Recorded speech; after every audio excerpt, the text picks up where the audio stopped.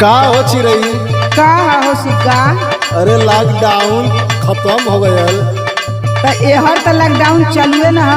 अब बतावा कितना दिन हो गयल, कहाँ रहलू? अरे घरे दुआरे रहनी और कहाँ रहबो? तो एकदम ना आवत हो का? एकदम बाहरे निकले का मौका ना। अरे पलाट पावा हमरे। तोहरे पलाट पे आई हम बर्बाद होए बदे। सुना सुना सुना, कौनो बहाना ना हो तो के हम बतावत। बतावा। गोबर फेंक के बहाने गोरी आवल करा हो।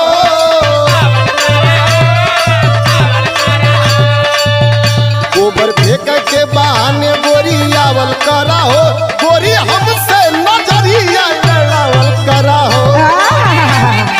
बड़ा तू सुघर हवा कैसे नजर लड़ाई? अरे बाप रे।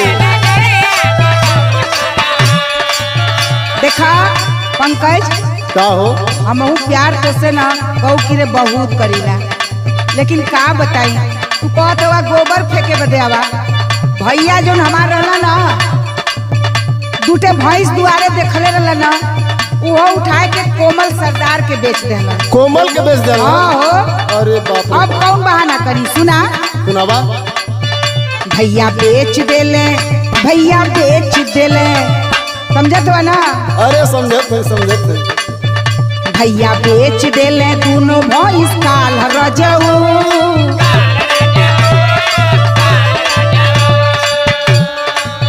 भैया बेच देले दोनों भैंस काल रजऊ। अब ना गोली मोहब्बत के गाल रजऊ। चल झूठी।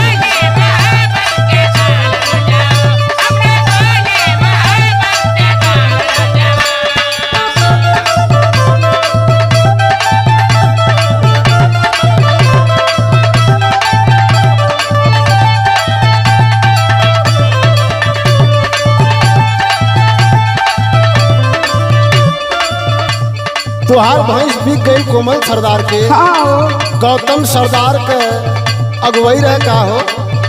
अभी तो हम ना बता पाई तो भैया जनिए, लेकिन अब एक बात बतावा, हम कौन बहाना करके आई? बड़ा पिरावला मसाला। हाँ हो, पिराबलम में पिराबलम हो। लेकिन तोहरे इंतजार में हम काका कहीं बताई। का कैला हो? तोहरा के जो हत रहली पाई पायलू ना। अरे हम जाना देना तोहर सहूर खराब हो, कहीं कोनो काम गड़बड़ा जाए तो हम काम में देखाइबो। अरे हम मंगल से बेकार हो का? नहीं हो, बेकार ना हुआ। चार चक्कर मरली बाकी गोरिया देखलू ना। अरे कैसे देखाई? दुआरे तो पहरा लगल है। पूरा रोड छान मारली पूरा। तो चप्पल तो टूट गई है।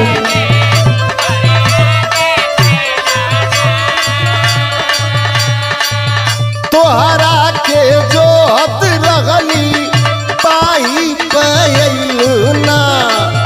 चार चक्कर मरली बाकी गोरिया देखलू ना। सुना है? हाँ अब भैंस अगर बिकिया गई ना, हाँ। भैंस ना बात बकरी चरावल करा हो। ए सुना, केहू हाथी पर चढ़ के ना गदहा पे ना चढ़ला। अब हम भैंस चरौले हैं तो हम बकरी जाई चरावे। अरे चरौलू तो चरौलू, अब जवन प्रेजेंट तो करा ना। मिला के बहाना तो के बताओ थे का? भैंस ना बात बकरी चरावल करा हो। गोरी हमसे नजरिया लड़ावल करा हो।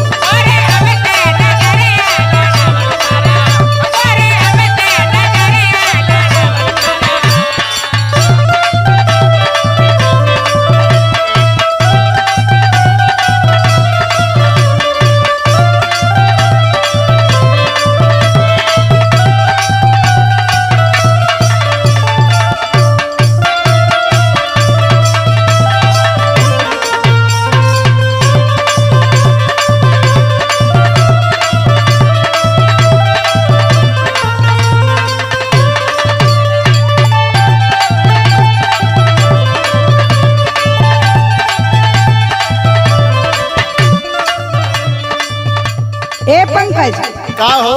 जानत हुआ का? नरसों जौन हो रहरी के डाले तो से बतियावत रहली बात हां। पगली रहा तोरो चरी ना।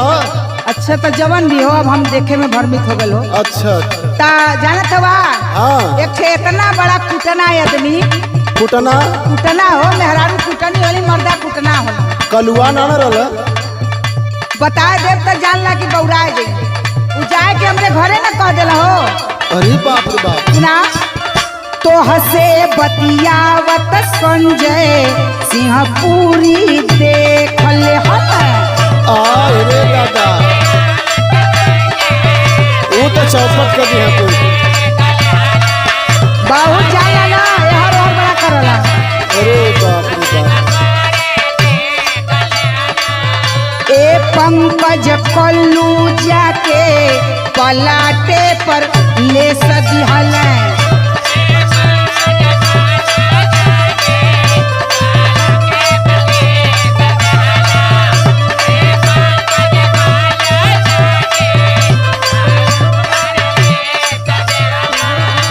हसे बतियावत संजय सिंह पूरी देख ले हले।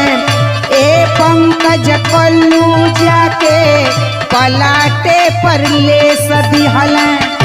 इतना ना अरे बड़ा मैटर हम देखली कुल एकदम खत्म हो जाई, कोनो दिक्कत ना है। अब बड़ी मुश्किल हो गई घरे से बाहर निकलना।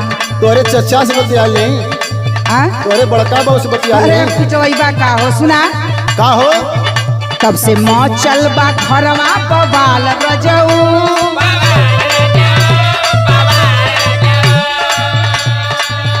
तब से मौचल बा घरवा बवाल रजऊ। अब न गोली मोहब्बत के दाल रजऊ। साला